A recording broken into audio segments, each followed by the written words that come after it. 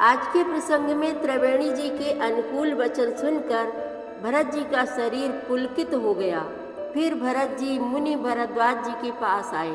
भरत जी को आता देखकर मुनि ने हृदय से लगा लिया और उन्हें उचित स्थान दिया। भरत जी सोच रहे हैं कि यदि मुनि पूछेंगे तो मैं क्या जवाब दूंगा। भरद्वाज जी भरत जी की परेशानी समझ गए और कहा, हे भरत, तुम निष्पाप हो एवं श्री राम के अतिशय प्रिय हो। श्री राम यहाँ आए थे तो वे तुम्हारी बहुत प्रशंसा कर रहे थे। तुम अपने हृदय में ग्लानि न लाओ। हे भरत, तुम्हारा श्री राम के पास जाना बड़ा उचित कदम है। तुम्हारे समान दूसरा इतना बड़भागी कौन है। तुम पर श्री राम का बहुत स्नेह है। तुम तो प्रेम की पराकाष्ठा हो।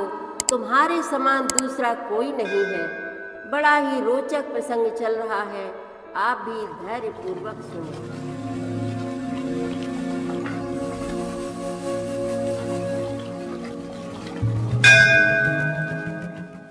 श्री रामचरितमानस पाठ को सुनने वाले सभी श्रोताओं का स्वागत है। राम राम जी। पाठ प्रारंभ करने के पहले बोलिए सियावर रामचंद्र की जय, पवन सुत हनुमान की जय, श्री तुलसीदास जी महाराज की जय। तानुपुल क्यों हरस सुनी, बेनी बचन अनुकूल। भरत धन्य कहि धन्य सुर, हरसित बरसहि फूल।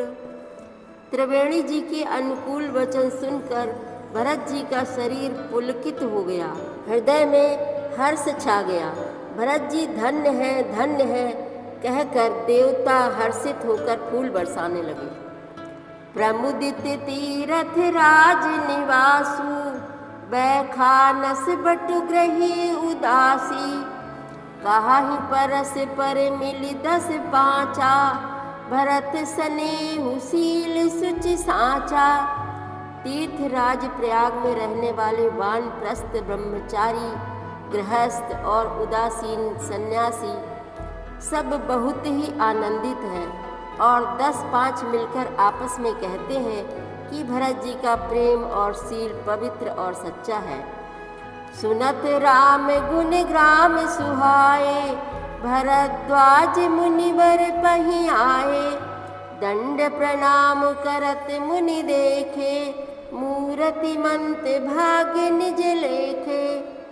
श्री रामचंद्र जी के सुंदर गुण समूहों को सुनते हुए वे मुनि श्रेष्ठ भरद्वाज जी के पास आए। मुनि ने भरत जी को दंडवत प्रणाम करते देखा और उन्हें अपना मूर्तिमान सौभाग्य समझा। धाई उठाई लाई उरलीन है, दीनी असीस कृतारथ कीन है।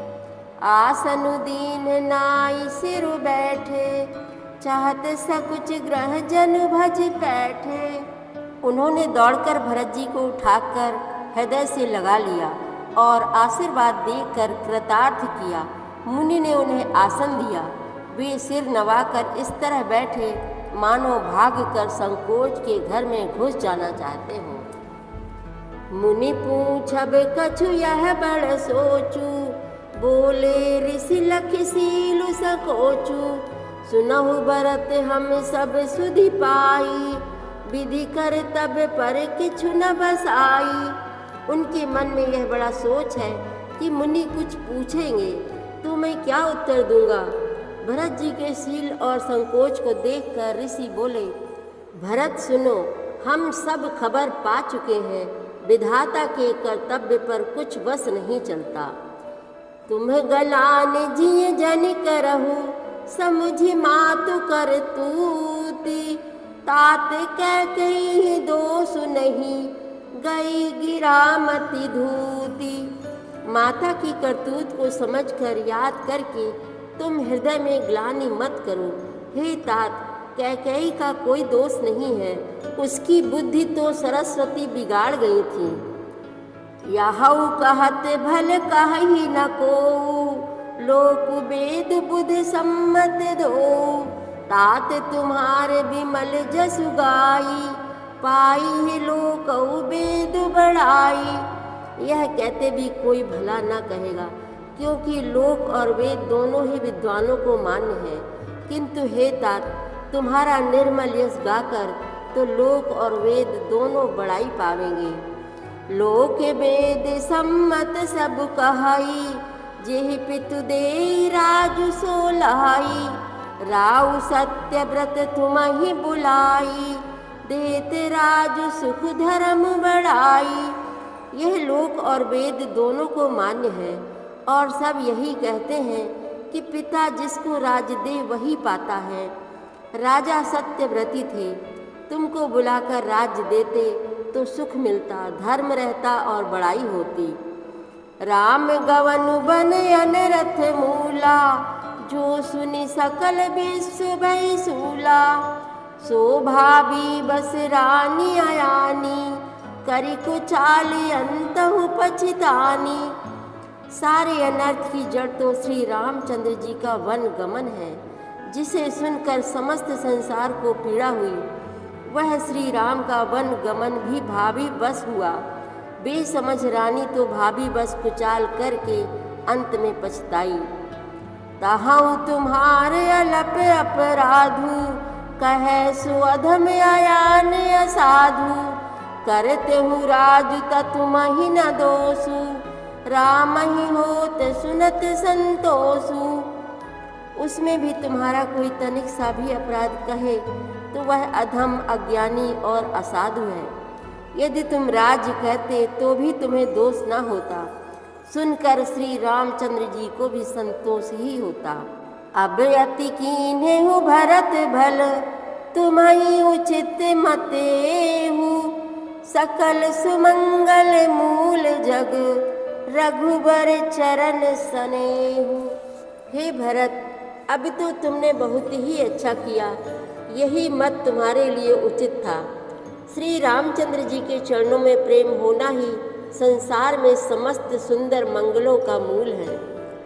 सो तुम्हार धनु जीवन प्राणा, भूरि भाग को तुम्हि समाना।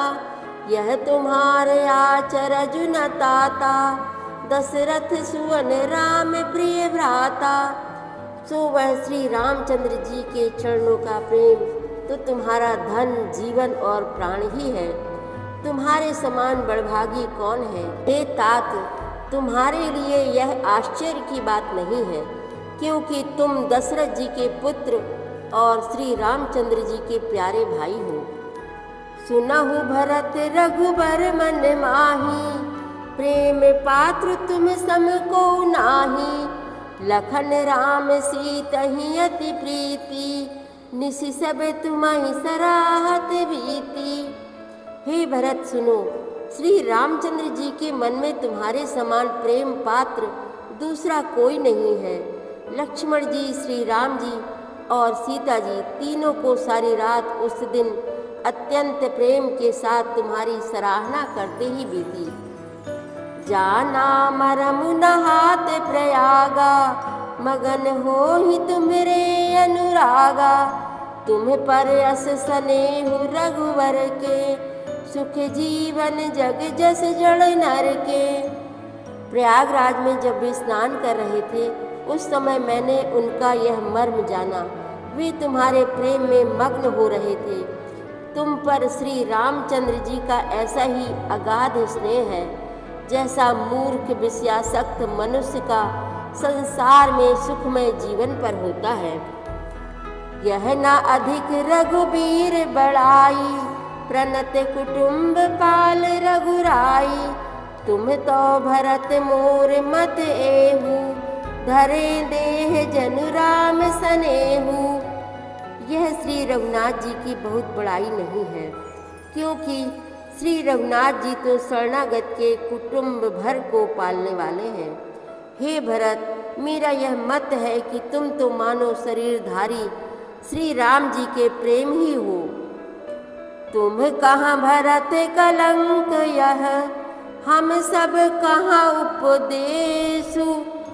राम भगति रस सिद्धि हित, भायः समौ गणेशु।